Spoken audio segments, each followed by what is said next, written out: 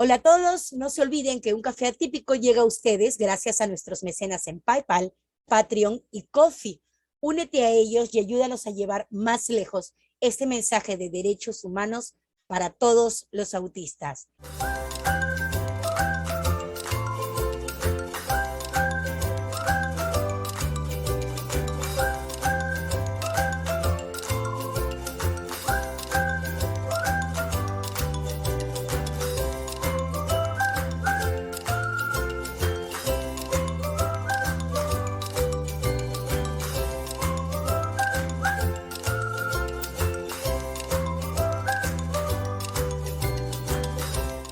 Hola, autistas y aliados. Somos Bárbara Herrán y Mónica Vidal. Y esto es Un Café Atípico, el programa de reflexiones neurodivergentes de mi cerebro atípico. Y el tema de hoy es, ¿qué título le vamos a poner, Mónica?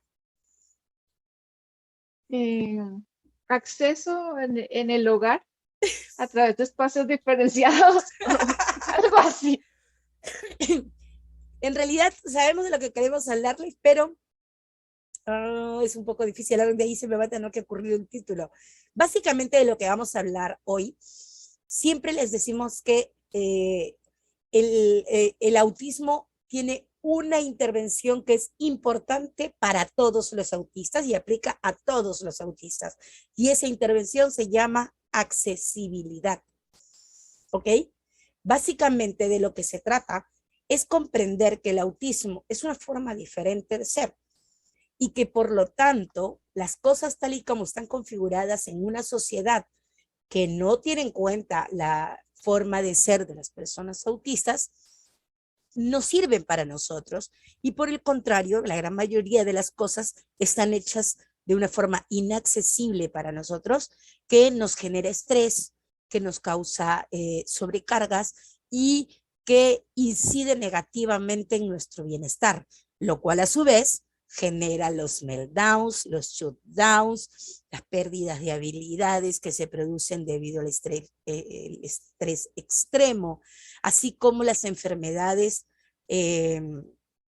los sufrimientos psicosociales como la ansiedad, la depresión, etcétera, que casi todos nosotros experimentamos por lo menos una vez en nuestras vidas, si no es que de corrido casi todas nuestras vidas. Entonces, en estos Y momentos... no es suficiente con hacerlos, digamos, aún si en una familia de solo autistas necesitamos distintas herramientas de acceso porque todos tenemos perfiles sensoriales de función ejecutiva, etcétera, que son distintos. Entonces, ya llevo como unos más de un año que me ven siempre en este ambiente donde están pues mis libros y mis cachivaches y todas las demás cosas. Fue muy gracioso porque antes de que comenzara la pandemia, básicamente vivía en una situación en la que mi hija era dueña de la casa. Todo lo que hacíamos en casa se ajustaba a las necesidades que ella tenía. Y eso significaba que yo no tenía un espacio adecuado para mí. Ella es hipersensible auditiva y yo soy una buscadora de sonidos, por ejemplo, hablo fuerte, me encanta cantar, canto hasta por gusto y otro montón de cosas. Entonces, las configuraciones que yo necesito en mi hogar no son las mismas que necesita mi hija. Y a raíz de la pandemia, como ya estábamos en casa todo el día, todos juntos, ella ya no se iba al colegio unas cuantas horas, lo cual significaba que durante ese periodo la casa era mía y podía adaptarse a mis necesidades. Comprendí que necesitábamos hacer espacios diferenciados en gran medida porque Mónica me pasó un artículo espectacular sobre la accesibilidad universal y sobre cómo eso no es algo posible. Es decir, aspiramos a que la accesibilidad sea universal y tratamos de construir todos los espacios como para que puedan alojar a todos. Pero a la mayor parte de personas posible, pero ese todos es utópico. ese todo es utópico, porque mi configuración personal puede ser diferente a la de Mónica. Por ejemplo, yo sufro de ansiedad y tengo tabaquismo debido a la ansiedad. Mónica no podría convivir conmigo porque ella no tolera cuando huele a cigarro. Así de simple, somos muy buenas amigas de lejito. Mónica en su espacio y yo en el mío. Este, yo hablo muy fuerte y ahorita, por ejemplo, que estoy grabando, hablo fuerte y eso puede incomodar a mi hija. Yo tengo cierta necesidad de que la temperatura de mi cuerpo esté estable, porque cuando me vienen pequeños refrescones, aunque sea haciéndome así, ya me produce calosfríos, una hiperreactividad al cambio de brusco de temperatura, pero mi hija necesita estar refrescándose constantemente. Ella necesita tener abiertas sus puertas, sus ventanas, etcétera, etcétera. Entonces, el hecho de que tengas personas con un funcionamiento neurocognitivo diferente en una misma casa, implica que esta casa necesariamente va a tener la necesidad, o sea, va a necesitar espacios diferenciados para las personas. Ahora Mónica está estrenando su oficina. Había falta el escritorio, pero ahí vamos. Pero igual estás estrenando, estás estrenando. Sí. Hasta ese momento Mónica tampoco había tenido un espacio propio y cuando ha estado grabando UCA siempre lo ha hecho en su cuarto o en la sala, ¿no? Sí. Pero como está trabajando ahora haciendo teletrabajo, necesita poder tener un espacio libre de estresores que puedan involucrar a otras personas y ahora está creando su propio espacio para poder hacerlo eso. La gente no se percata, pero el hecho de que pasemos gran parte de nuestro tiempo fuera de casa nos permite a las personas cambiar a diferentes ambientes para cumplir con las necesidades de aislar determinados estímulos que puedan ser difíciles para uno por periodos de tiempo que no significan una forma de descanso. Pero con la pandemia, pues todos creo que se han dado cuenta de que en realidad tus amadísimos seres, tus amadísimos familiares son más intolerables de lo que quieres admitir. Bueno, entonces básicamente este programa creo que va a terminar siendo muy corto. Es explicar que la intervención más importante para el autismo es la accesibilidad, es decir, que las cosas, los servicios, los sistemas de los cuales formamos parte funcionen de una manera fácil, accesible y adaptada a las necesidades de todas las personas que forman parte de esa comunidad. La gran mayoría de las casas de ustedes no se construyeron y no se implementaron pensando en los hijitos pequeños autistas. Cuando una persona o grandes. O grandes. Cuando una familia con un esposo y una esposa se casan, o se van a vivir juntos, o compran su primera casa, empiezan a implementarla pensando en lo que yo quisiera que fuera mi casa, lo que como pareja hemos decidido que sea nuestra casa. Y eso, si no es que somos una de esas familias en la que la mujer decide cómo es la casa y el hombre se carga de todo lo que es el trabajo. Pero eso no es saludable. Llega un momento en que tus hijos nacen, haces adaptaciones para el bebecito, le pones las chapitas a los enchufes, le pones los topes a las esquinas de las mesas y pones una red de seguridad para impedirle entrar a la cocina cuando tú no estás, y ahí se acaban las adaptaciones. Pero así como un niño recién nacido o un niño pequeño que ya empieza a explorar su mundo necesita adaptaciones adecuadas para sus diferencias, también los va a necesitar tu hijo conforme crezca. Y mientras más diferente es tu hijo del resto de la familia, más adaptaciones va a necesitar esa casa para que sea su casa tanto como tu casa. Y ahí está el punto. Una de las cosas Sí, que... y yo creo que esto se interrelaciona mucho con el adulto, con que yo digo cómo quiero mi sala, qué adornos quiero, y muchas veces un adorno puede ser sensorialmente sobrecargante para alguien, el tener los enchufes con el ambientador puede ser mortal para muchos de nosotros. El que pintes las uñas puede ser una tortura para tus hijos.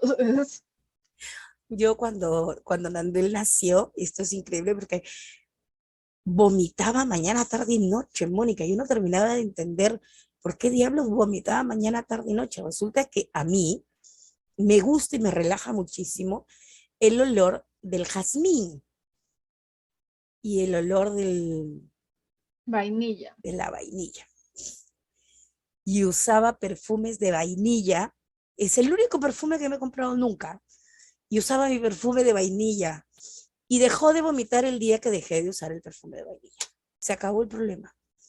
Claro que ahora cada vez que alguien se le acerca con otros olores dulzones, vomita igual. Tiene 17 años y vomita. Pero entonces, la convivencia implica necesariamente hacer concesiones. Y no solamente de los padres hacia los hijos, también de los hijos hacia los padres. Yo tengo este espacio que ha sido específicamente diseñado para mí y es mi espacio de concesión.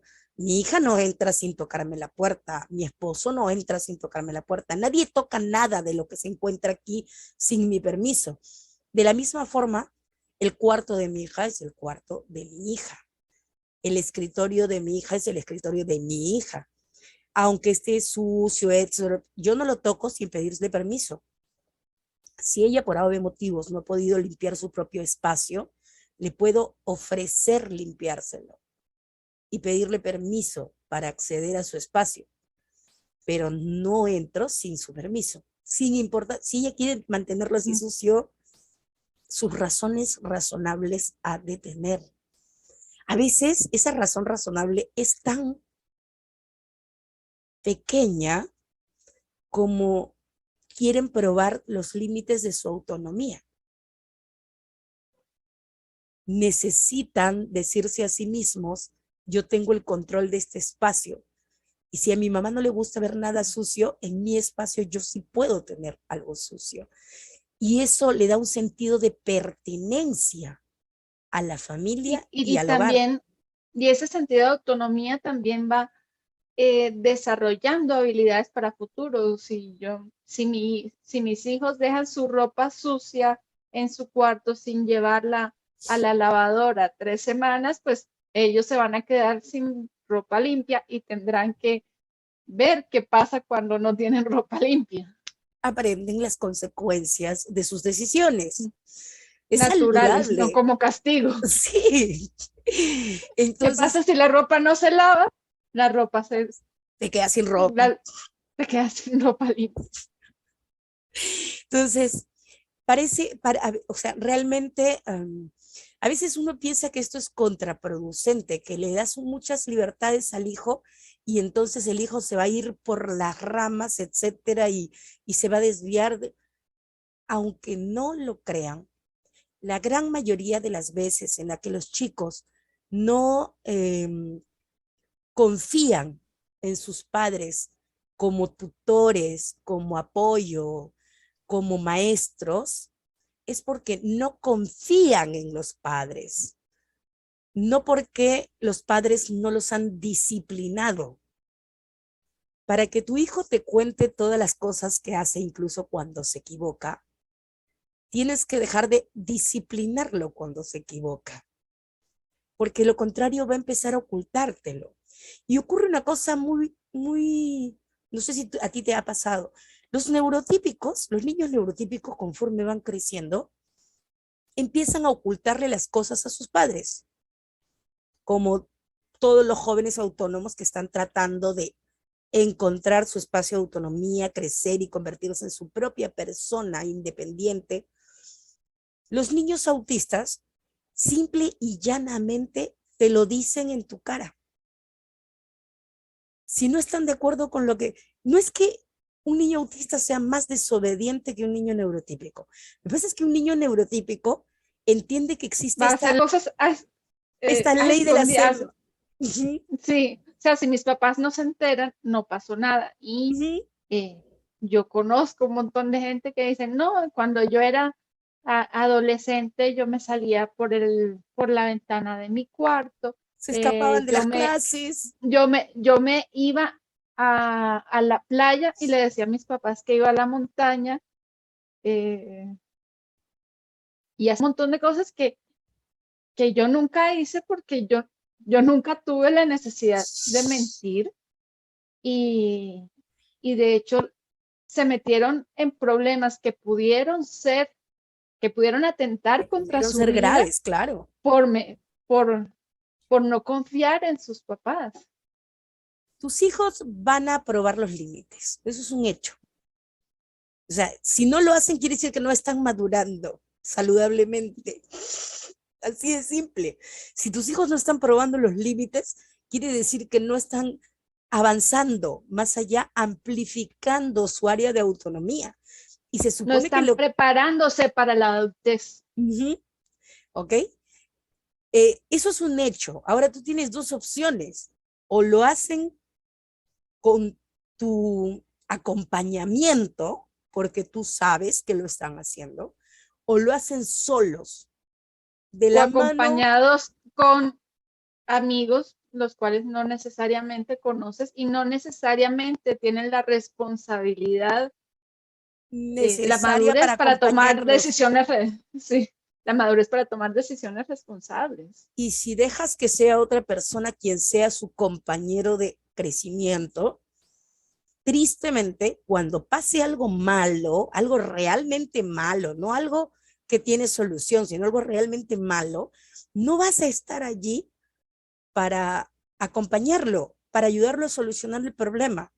Tus hijos van a intentar probar los límites y se van a equivocar y van a transgredir los límites y puede que la caguen.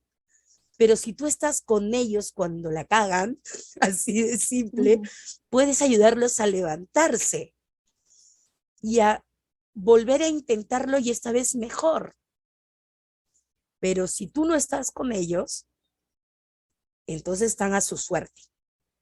Entonces, una de las ventajas de criar a un chico autista es que, salvo que tú hayas perdido su confianza, pero mal, así, un chico autista te va a decir no, te va a decir, este es mi límite, no entres a mi cuarto, quiero tener mi cuarto cochino, no te metas.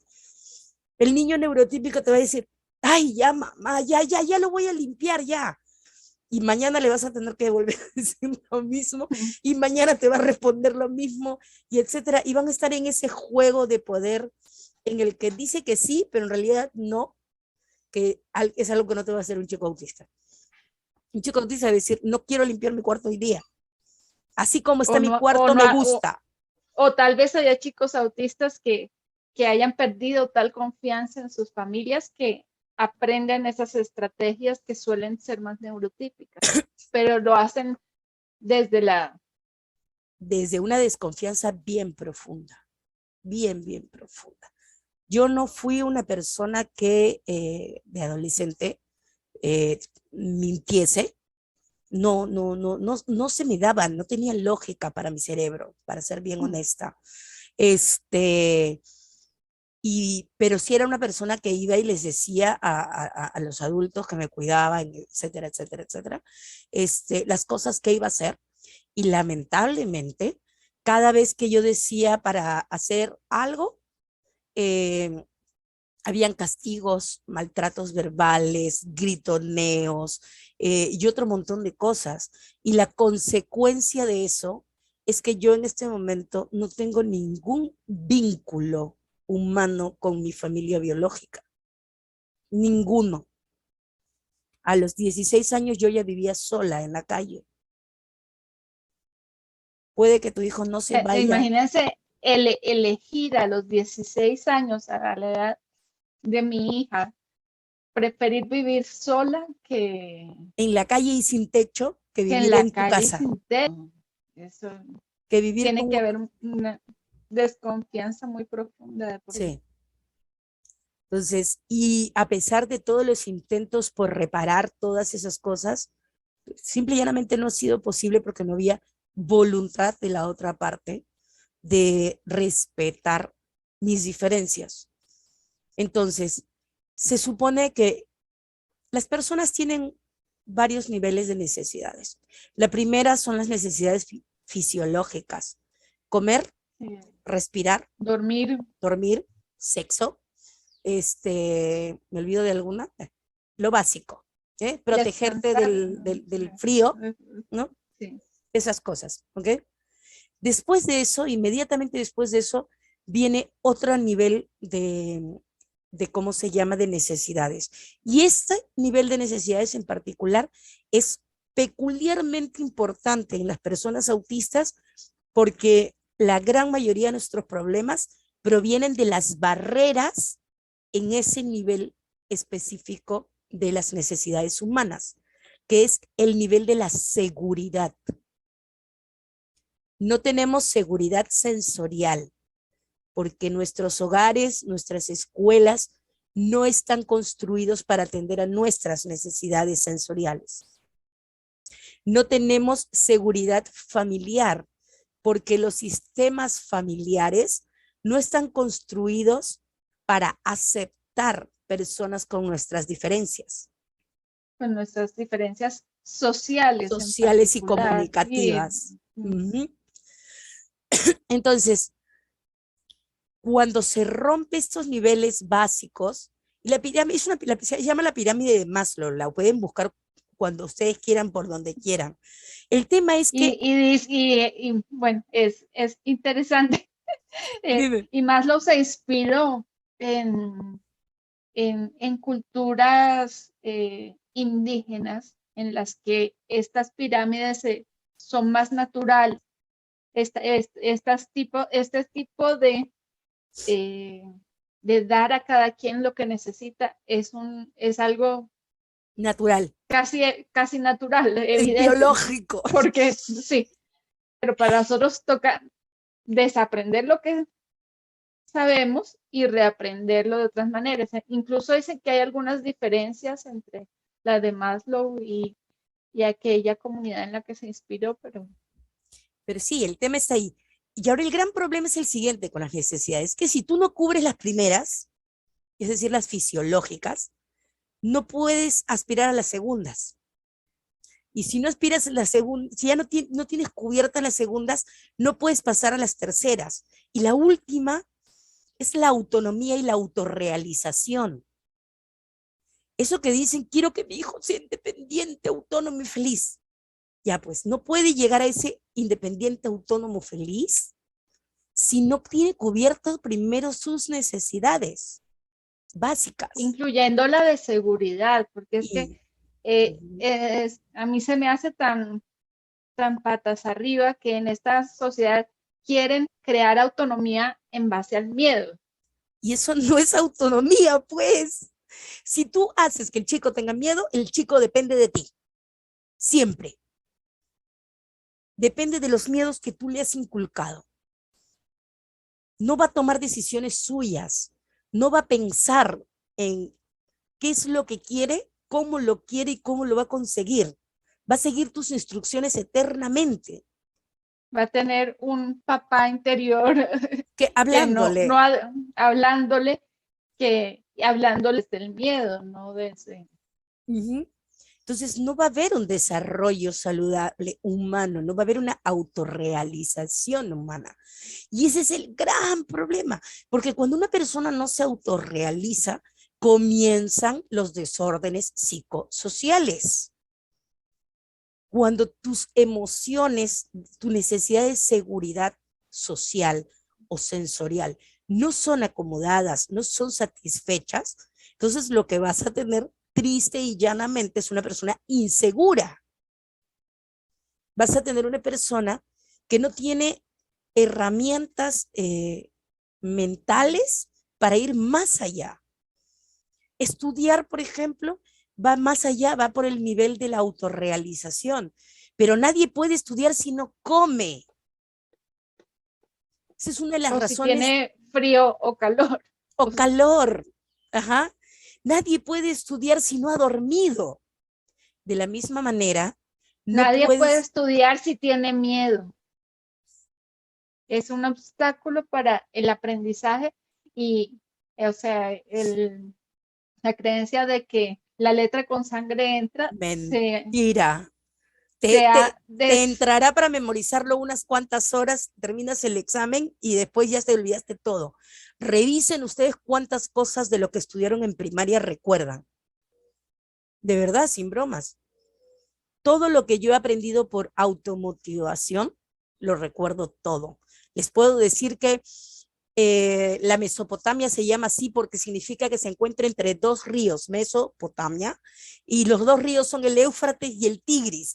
Y lo aprendí en tercer grado de primaria. Y les puedo explicar la escritura cuneiforme y la ley de Hammurabi. Y voy a seguir con eso. Y además que se ha descubierto que probablemente era, ¿cómo se llama?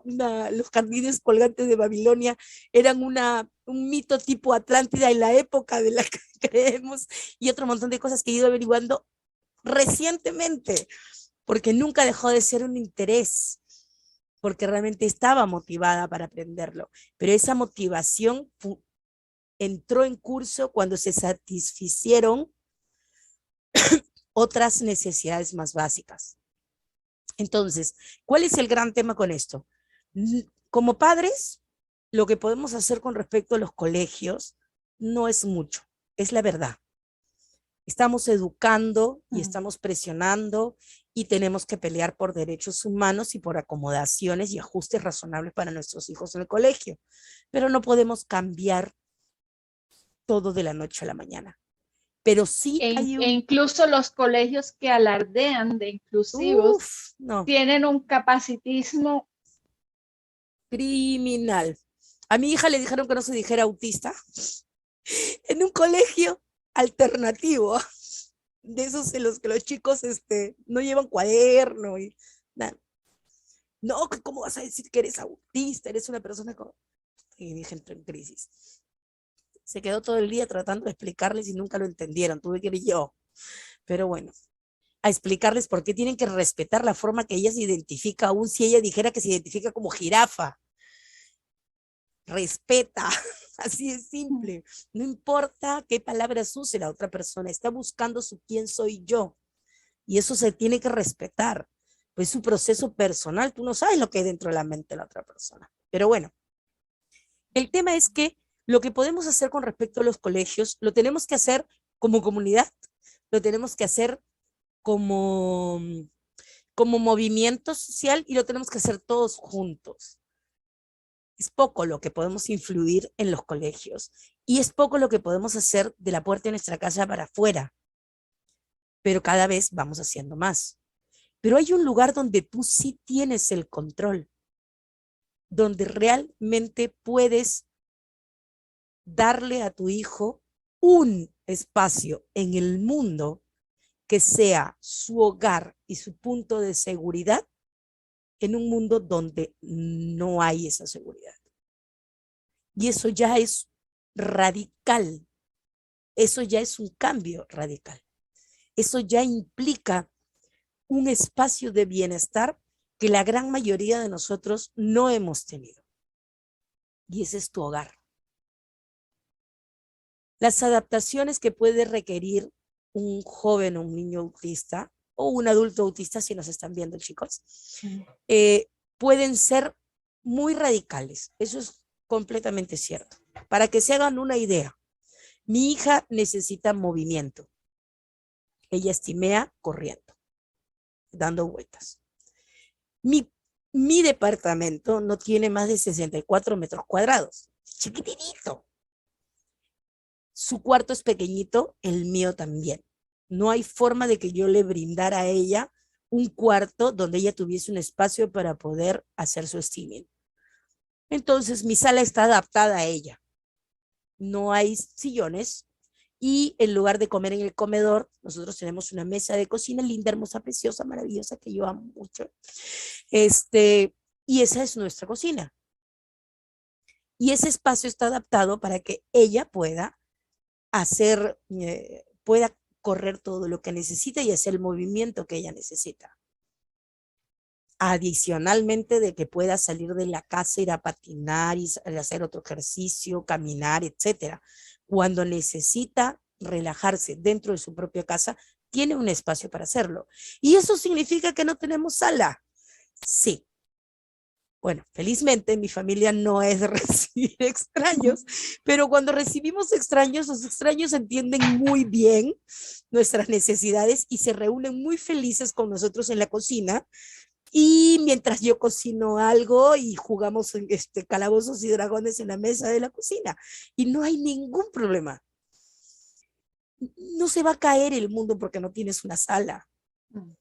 Pero tu hijo puede colapsar si no tiene un espacio para hacer ejercicio, si lo que necesita es buscar un estímulo vestibular. Lo mismo ocurre con mi pequeña oficina. Mi pequeña oficina es el espacio de no me digan nada hasta que salga de aquí. Y durante el momento en el que yo me encuentro aquí, nadie me dice nada. Mi esposo puede tener un problema, vamos a ver la plata. Él sabe que si yo estoy en la oficina, no debe tocarme la puerta para hablarme de que falta plata. Se espera que salga.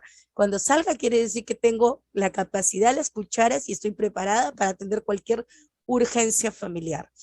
Eso no es una emergencia. Entonces, hay que empezar a pensar en atender las necesidades de todos los miembros de nuestra familia y no solo las expectativas sociales de que una casa tiene que tener sala, comedor, cuartos, baños, cocina. ¿Cuántas personas hay que en una sola habitación no tienen todo? Una casa es igual que las familias. Hay toda clase de tipos de familias, hay toda clase de tipos de casas. Y dices, lo genial de una casa es que nosotros la podemos construir. Ahora, hay cosas que ya no podemos manejar. Justo hoy día le decía a Mónica, mi casa se encuentra en pleno centro de una ciudad capital, en el área, ¿cómo se llama? Financiera, donde se cruzan las dos vías expresas más grandes de la ciudad, la que lleva del norte a sur y de este a oeste, y la cantidad de ruido que hay es fuerte, pero además de eso es una zona que está constantemente creciendo. Y desde hace 1 año y medio, si no es una casa, es la otra, o si no es la otra, si no es la otra, están construyendo más pisos, más pisos, más pisos, o edificios y cosas así. Y ya no podemos. Eso también implica cambios. Ahora yo tengo que pensar en la posibilidad de mudarnos de aquí, porque durante más de un año no tenemos un solo día en el que no escuchamos taladros. Ya es grande, pero es que sí, de eso se trata ser familia. Se trata de construir una vida juntos, y una vida juntos significa armar una familia y un hogar que se preocupe por atender a las necesidades más básicas de todos sus miembros. Las necesidades de seguridad son básicas. Sí, en mi casa, cuando los chicos estaban pequeños, nosotros decidimos no tener sala para que tuvieran Su área de más juegos. espacio para su área de juegos. Claro. Hay que atreverse Sí. a resistirse a las convencionalidades. Es que Sí. te tocó una familia poco convencional. Entonces, cuando la gente te diga, pero ¿por qué no tienes sala? Porque tengo una familia poco convencional, así que tengo una casa poco convencional.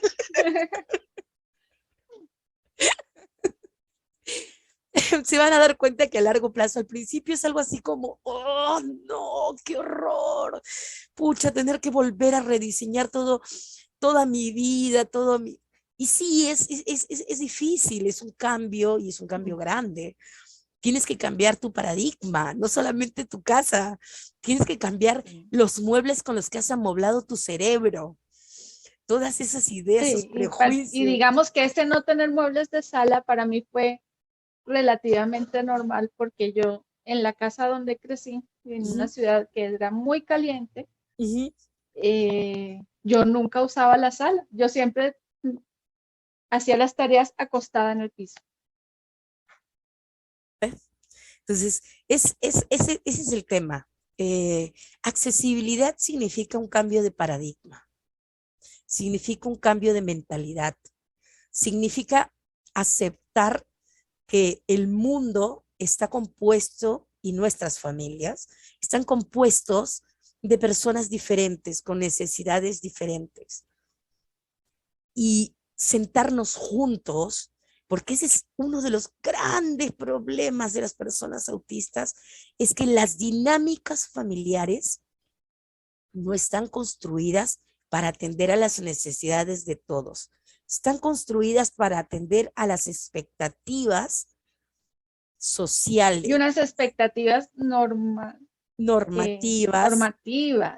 sí, Y neuronormativas. digamos que dentro de la familia la socialización sea a través de echar del celular. Hay gente que eso es impensable. ¿Cómo va a ser que?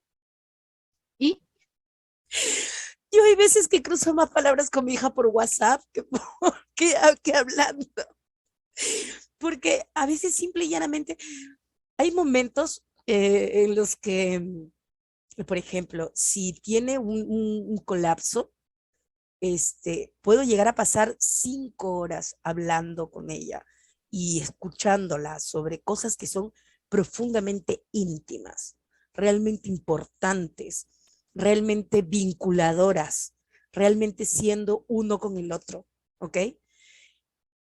Pero pueden pasar 3 o 4 días en lo que todo lo que compartimos son unos cuantos memes de gatos. Eso no hace menos profunda nuestra relación. sí. Una relación poco profunda es una relación en la que tú no tienes ni idea de qué hay en el mundo interno de la otra persona. O sea, vean el capítulo pasado en el que hablamos de socialización paralela y autismo y los autistas, porque realmente los autistas sí hacemos socialización interactiva profunda y bien profunda, tanto que muchos de ustedes se cansan de nosotros.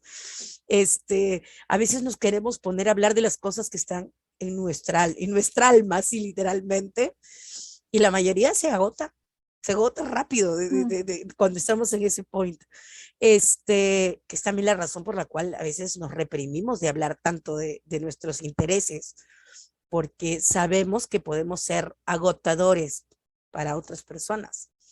Y por eso nos dedicamos a hacer socialización paralela. Pero el tema es ese. Entonces, las dinámicas familiares no están construidas para atender a las necesidades de las familias, por lo menos no en este mundo moderno. Antes de que empezaran a existir las ciudades, sí era así. Antes de que las ciudades existieran, las personas no tenían las demandas que tenemos hoy en día, porque no vivíamos apiñados como si fuéramos sardinas. Ahora, como vivimos apiñados como sardinas, todo lo que hacemos afecta al otro.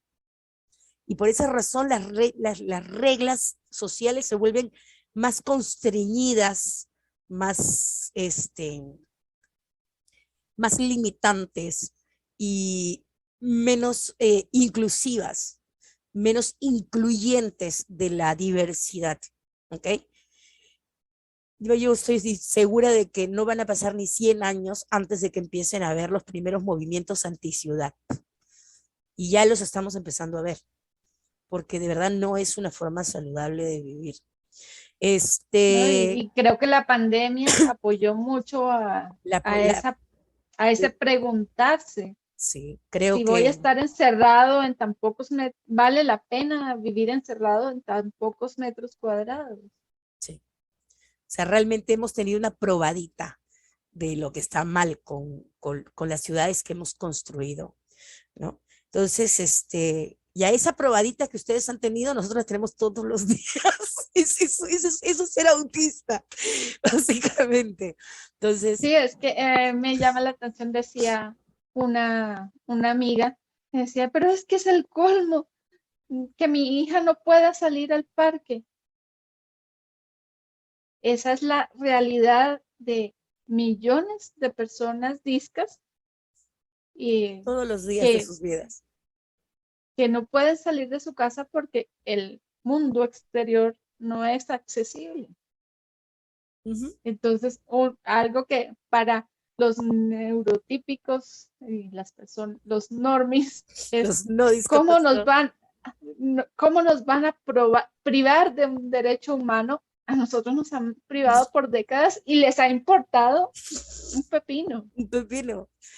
Pero tengan esto como una oportunidad para que se den cuenta de qué es lo que pasa. Sin ir muy lejos, ahora que ha comenzado el COVID, ¿cuántos de ustedes los primeros 6 meses, cuando recién comenzó la pandemia y todo era más ajustado, cuántos de ustedes estaban irritables? ¿Cuántas discusiones más habían en la familia porque no podían alejarse el uno del otro y se tenían que ver la cara y las narices todo el día? Y ya no se soportaban. ¿Por qué? Porque lamentablemente, cuando dos sistemas diferentes, cuando hablo de sistemas, puedes decir una familia con otra familia, o puedo decir una persona con otra persona, o puedo decir una organización con otra organización, o un país con otro país. Cuando dos sistemas diferentes se encuentran, el choque es inevitable, porque las necesidades son diferentes entre sí. La tolerancia es el camino en el que esas dos personas se confrontan, tienen este conflicto y lo discuten y lo resuelven exponiendo las necesidades de cada uno y viendo cuánto puedes ceder tú y cuánto puede ceder el otro. De manera que las necesidades de ambos uno sistemas. efectivamente sean necesidades y no coarten las libertades y los derechos de la otra De la parte. otra persona. La pregunta es, ¿todas las personas tienen derecho a tener una sala? ¿Qué tan importante es la sala? Más importante que la salud mental de tu hijo. Y es que es eso lo que necesitamos hacer, crear espacios accesibles. La idea es que hagamos que todo el mundo tenga diversidad de espacios accesibles. Es decir, si voy a ir al metro, si voy a ir a la estación de autobuses, bueno, siempre va a haber ruido porque hay mucha gente y hay muchos carros, pero puede tener una sala de silencio para las personas que necesitan descansar, sensorialmente hablando. Eso es diversidad de ambientes, para que haya diversidad de accesibilidad. Pero el tema es que tu casa no es un lugar al que vas de vez en cuando. No tiene ningún sentido que los padres de personas que son usuarias de sillas de ruedas peleen porque la biblioteca tenga una rampa si no le han puesto una rampa a su casa. O si la cocina está muy alta para un usuario de silla de ruedas o Es decir, los closets. mi hija no puede cocinar porque es discapacitada y es usuaria de silla de ruedas. Baja la mesa. Baja la mesa. Hazlo accesible. Es que así es como funcionan las cosas. ¿Cómo podemos hacer que sea accesible para todos? Entonces, el mundo no va a ser accesible el 100% del tiempo. Y todas las personas autistas y todas las personas discapacitadas somos conscientes de eso y tenemos por el momento que aprender a vivir con eso a la par que aprendemos a luchar para que sea más accesible. ¿Ok? Pero es algo que tenemos que aprender a manejar en nuestras vidas. Esa decepción y ese dolor también es algo que necesitamos transitar, exponer y, y aprender a vivir con lo que no podemos a veces conseguir. Por lo menos no ahora, tal vez no hasta dentro de unos años, pero vamos a lograrlo. Pero ninguna persona debería sentirse así en su hogar. Y ahí está el más grande de los problemas. La principal y la más importante, para mí, mi autismo, implica dos barreras particularmente fuertes, que son las más importantes. La barrera para la pertenencia. porque mi forma de socializar, mi forma de comunicarme, mi forma de expresarme, mis gustos, todo lo que yo soy como persona es patologizado, maltratado y visto como algo malo por el resto del mundo. Y el mundo me rechaza. Y por eso no Lo tengo que, lo sentido que de Carol pertenencia. Thomas llamaba barreras al ser. Uh-huh. Entonces, esas barreras de pertenencia. En esos momentos tenemos un chico autista en uno de nuestros grupos con una depresión gravísima y estamos acompañándolo porque en su vida real, en la familia, no hay nadie que lo acompañe. Apenas si podemos con nuestras propias vidas, pero tenemos que apoyarlo porque en su vida real, los padres como ustedes no están para él, no entienden qué necesita. Nunca No se... tienen las herramientas y no tienen la disposición. Uh-huh. Y la depresión es, le preguntas, ¿qué es lo que ha pasado? Me dice, nadie me quiere. Nadie me quiere. Y estoy segura que todos ustedes han escuchado esa frase. Todos nosotros la hemos dicho en algún momento de nuestras vidas. Nadie me quiere. Es feo sentirse así. Y la otra cosa, la otra barrera es la de la seguridad. No tengo seguridad sensorial. No tengo seguridad emocional. Esas dos cosas, solo esas dos cosas, generan básicamente cualquier problema psicoemocional, psicosocial que puedas imaginarte. Ansiedad, depresión, trauma, todo, todo, absolutamente todo. Y esas sobrecargas, esos problemas emocionales son literalmente lo que hace que estemos más discapacitados que nunca. Y eso no es nuestro autismo, eso es lo que la sociedad nos rechaza, lo que la sociedad nos niega, son barreras sociales. Yo no tengo problemas para vivir sin sentir hambre. Si tengo personas que lo comprenden y tengo un celular al que le pongo la alarma, etcétera, mi celular suena y yo voy y como. Tenga o no tenga hambre, etcétera, etcétera, etcétera, y se acabó el problema.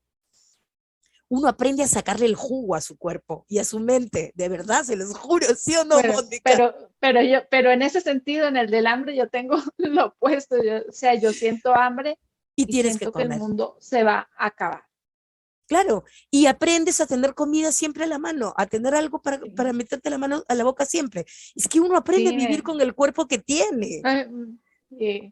quien esté cocinando, pero ¿cómo va a comer ahora? Se va a dañar la comida. Si no me puedo dañar la comida, no me puedo dañar la tarde.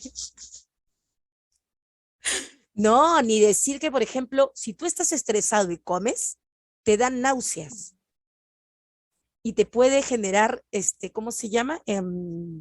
Migraña me da. Migrañas, me imagino. Lo que pasa es que el estrés cierra los vasos, los vasos sanguíneos, los constriñe y hace que ya no llegue sangre al estómago porque lo que está haciendo es bombearle los músculos para cualquier situación de emergencia, ¿sabías? Entonces, al cerrarse los vasos, ya no se oxigena el estómago. Gastritis. Gastritis. Comer estresado hace daño. No. Si una persona necesita comer porque si no se estresa, denle de comer, no importa que espere 5 minutos más para que esté el almuerzo. Y denle comidas seguras. Si un chico Porque no puede comer algo, no se lo den. Así de simple. Busquen alternativas, encuentren maneras poco a poco y con seguridad. La gran mayoría de chicos autistas no quieren probar cosas nuevas porque son forzados a exponerse a situaciones sensorialmente inseguras. Yo no pruebo nada que tenga una apariencia o olor similar a otra cosa que ya me hizo daño. Y es supervivencia humana. Y es supervivencia, así de simple. Entonces, denle poquito y denle la libertad de decir no si no quiere probar. Una persona no debe probar contra su voluntad. Es como si yo te dijera, mira, no duele nada, te voy a peñiscar bien poquito, no duele. Y voy y te peñisco. Tú dices, no me peñisques, pero mira, no duele. Y te sigo peñiscando. No, pero me está doliendo. No, pero no duele, mira, mira. Con todo derecho del mundo me vas a meter un manotazo y vas a decir, basta. Es igualito, duele. Sé que yo tengo un problema enorme con la gente que dice no me gusta. Cuando hablamos de autismo, dicen algunos autistas no les gusta mirar a los ojos. No es que no me guste, Es no que es me una hace cuestión daño. de gusto. Tenemos que dejar de decir gusta. No es una cuestión de gustos, es una cuestión de daño. Una cosa me hace daño. Supervivencia, Sí, supervivencia. Decir no y es un derecho humano poder decir no, poder poner límites. sí. Cuando no Una miro persona que los no ojos, se le permite el no, la vuelven vulnerable a todo tipo de abusos, hasta los más graves. graves. Sí. Si tu hijo no puede decirte que no a ti, ¿cómo va a aprender a decirle que no al viejo verde ese? O al ¿Con quién? ¿O maestro al maestro? pedófilo, o al... Sí, o sea, ¿con quién va a aprender tu hijo a decir no? Ahí está el punto. Es con nosotros. Le estamos enseñando a nuestros hijos a decir sí a todo. Y eso no está bien.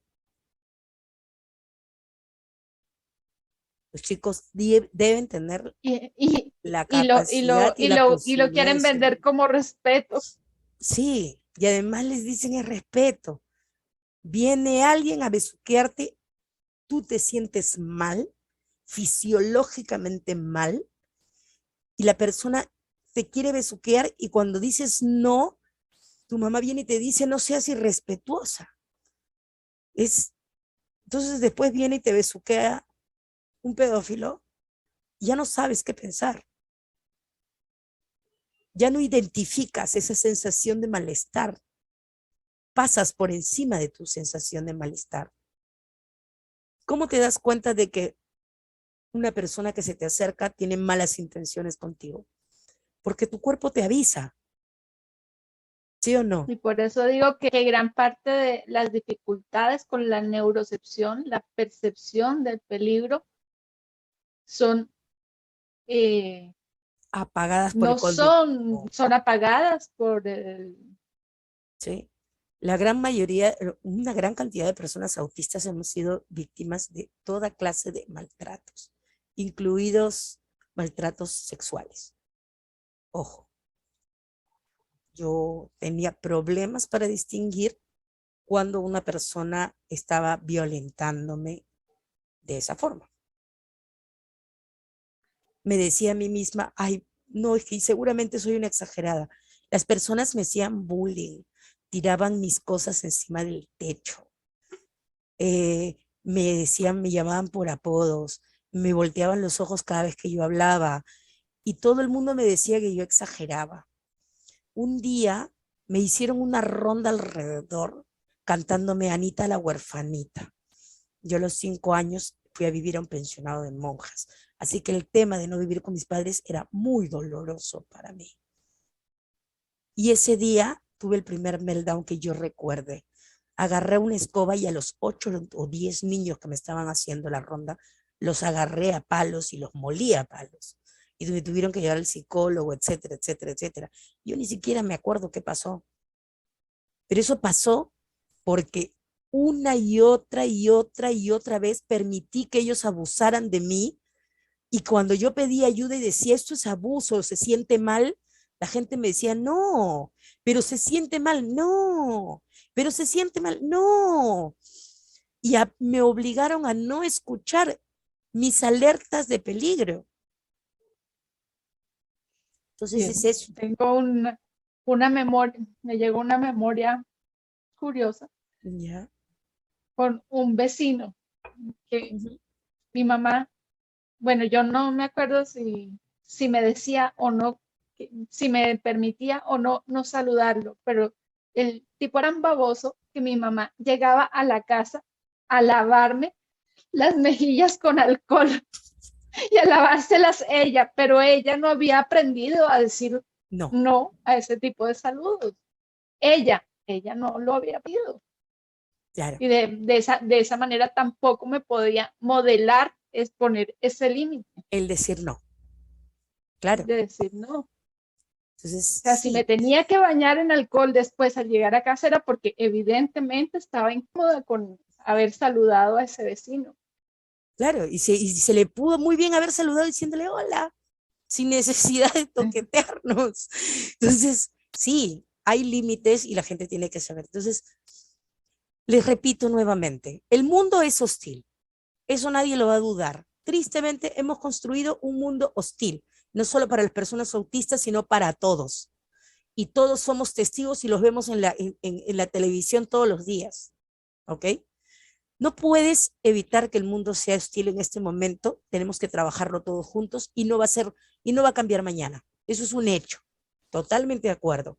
Pero hay algo que sí podemos hacer y es que cada persona puede tener un refugio en su casa. Pero eso depende de la voluntad, de la intimidad de acceso que construimos como familias. En la medida en que todos nos involucremos en reconocer las barreras de todos nuestros miembros de la familia y atender a esas necesidades, independientemente de qué pase allí afuera, habrá un espacio de refugio, habrá un espacio de seguridad, habrá un espacio donde descansar de la hostilidad del mundo. Y Y es recargarnos para, para para volver a poder salir y a pelear. enfrentar eso, sí. Ujú. Pero si quitamos ese acceso y esas oportunidades en el propio hogar con la pésima excusa de preparar para el mundo real, estamos quitando la posibilidad de recargarnos en todos los espacios. Y eso es un shutdown fijo. Sí, eso es depresión en casi todos, en una gran mayoría de adolescentes. ¿Ok? Y eso es shutdown fijo, fijo, fijo. Y ustedes creen que las crisis autistas son horribles. No es lindo pasar por un meltdown. Es vergonzoso, es difícil, es horrible. Pero un shutdown es peor. Quedas totalmente inutilizado. Un meltdown explotas y estás cansado y ya pasó. Con un shutdown te cocinas por dentro. Miren el video de las crisis autistas que son, etcétera, etcétera. Entonces, y sí, ¿no? Entonces, básicamente es eso. Número uno, no pueden pelear por accesibilidad afuera si no la están dando dentro.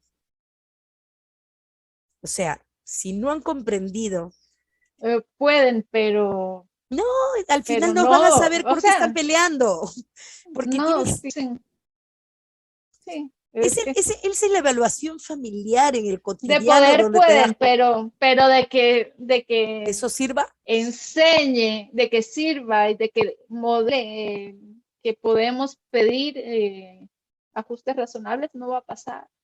No, pues. Entonces, ¿cómo va a pelear tu hijo por ajustes razonables afuera si no tiene derecho a pelear por ellos adentro?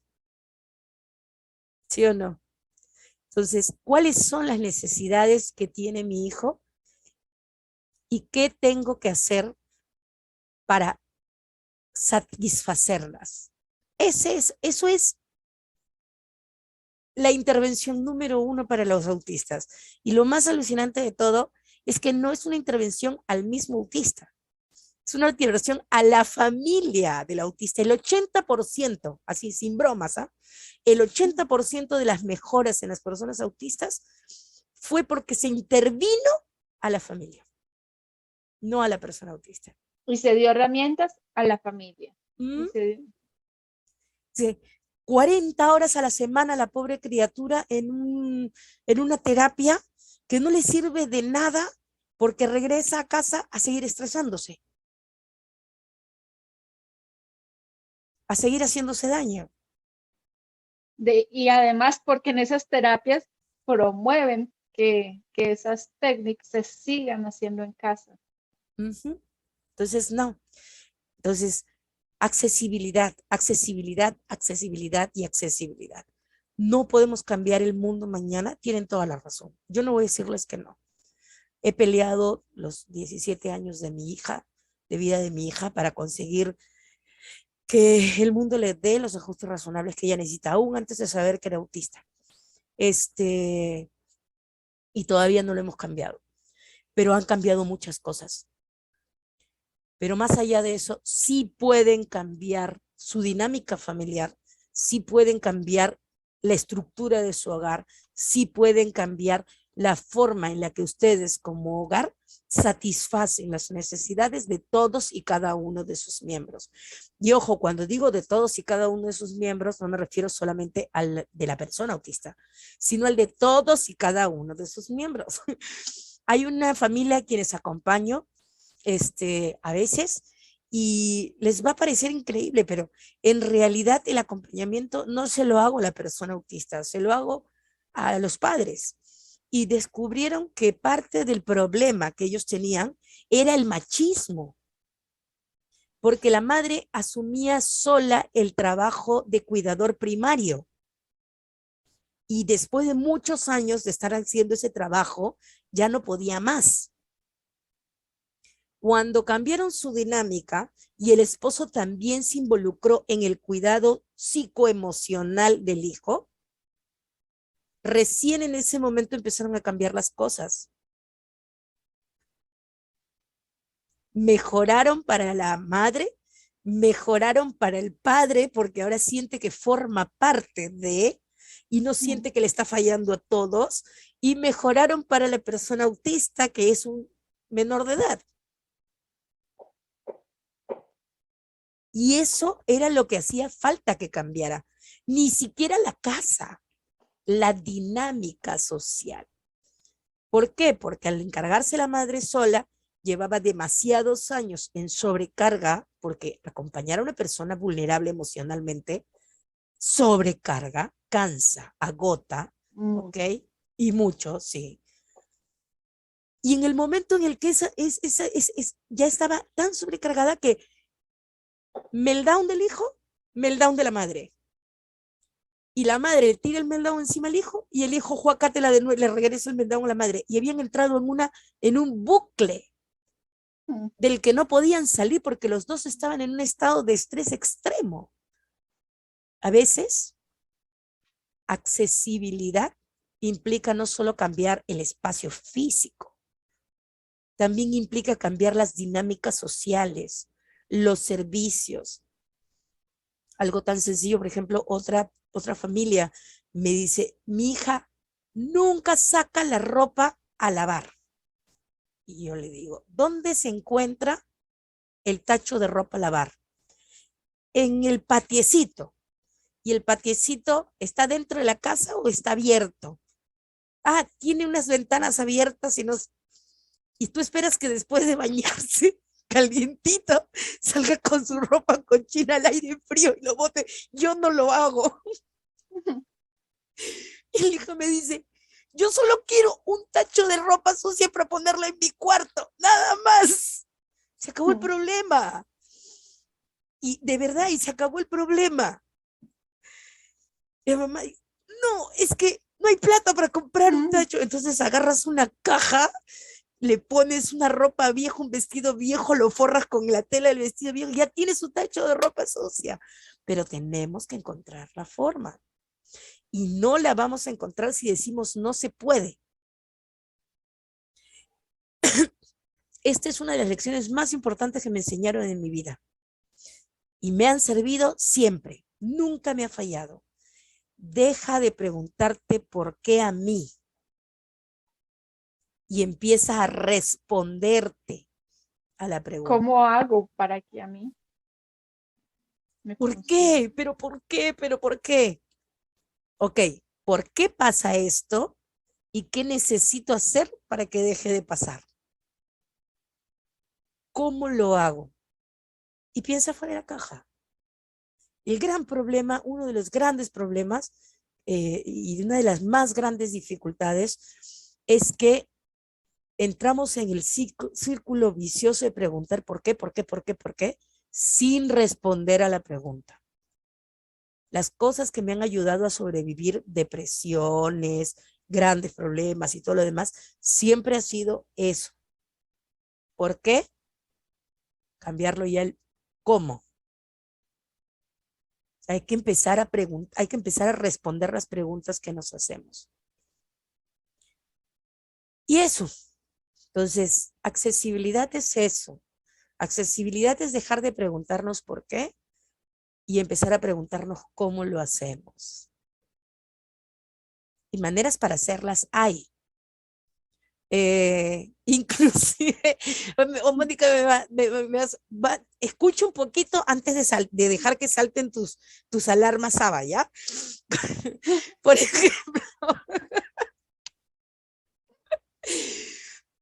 el análisis de la conducta, científicamente hablando, tiene cosas positivas, para que se hagan una idea. Si se llega a profundizar tanto como necesitamos, Sí. no con las 4 funciones de la Que conducta, apagues no. tus alarmas, Santiago, un ratito, déjame terminar.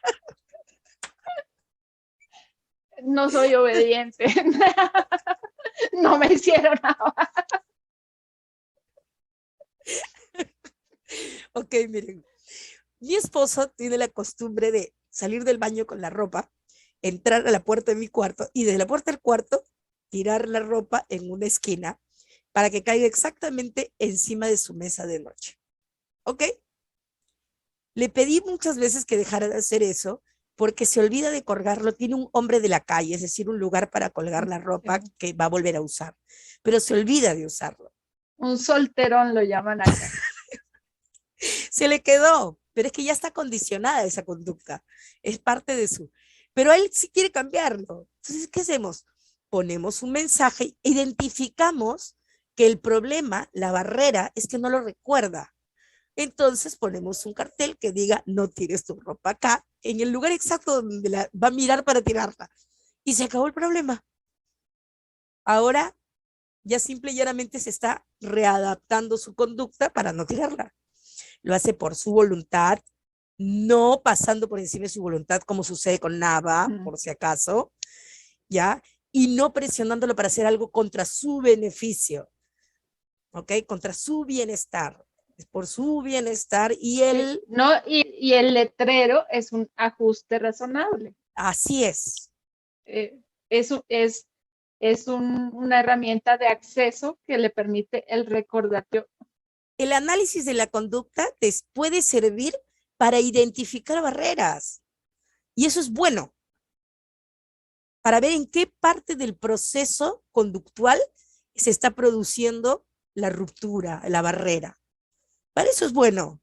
Ojalá lo usaran para eso, en lugar de usarlo para modificar conductas porque no te gusta esa conducta o porque a las otras personas no les conviene, no a la persona que las hace.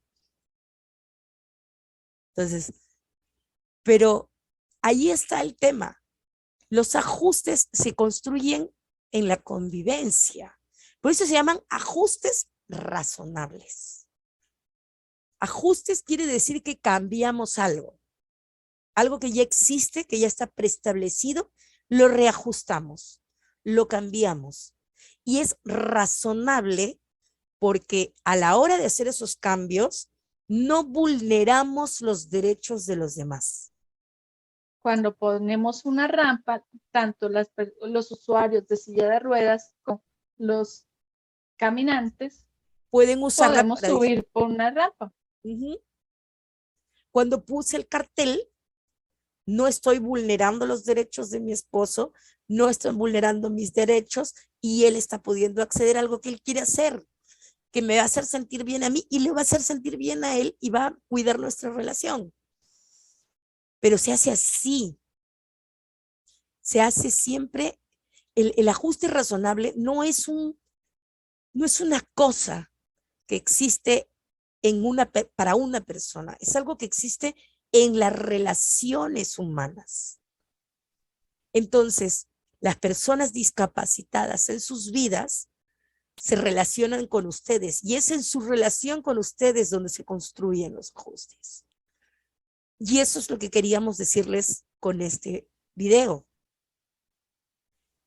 que necesitan intervenir su realidad cotidiana, íntima, familiar, para construir un espacio de accesibilidad plena y lo más amplia y humana posible para esos miembros de su familia que son autistas. El mundo de afuera puede ser una mierda, pero tu casa no debería serlo. Y ahí está el punto.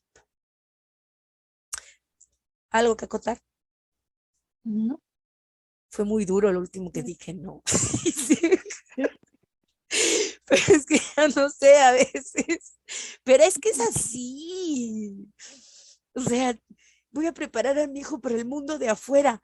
Dice, No, es que, el es mundo que de afuera va a venir igual, no necesitas prepararlo, créeme. No, no, no, no, no, no, no, no, no, no. Lo único que vas a hacer es romperlo antes de que salga. Mejor que esté enterito cuando salga y van y lo rompen un poquito y regresa a tu casa, se repara y vuelve a salir enterito. Sí, No te conviene que salga roto. El del juego de video va a tener más probabilidades de morir si tiene un corazoncito de vida al salir, no si tiene los 3 que tiene cuando está bien. Claro, pues. No lo rompas antes de que salga y asegúrate de que siempre, siempre, siempre pueda regresar a recuperar vida en casa. ¿Ve? Ese es el chiste.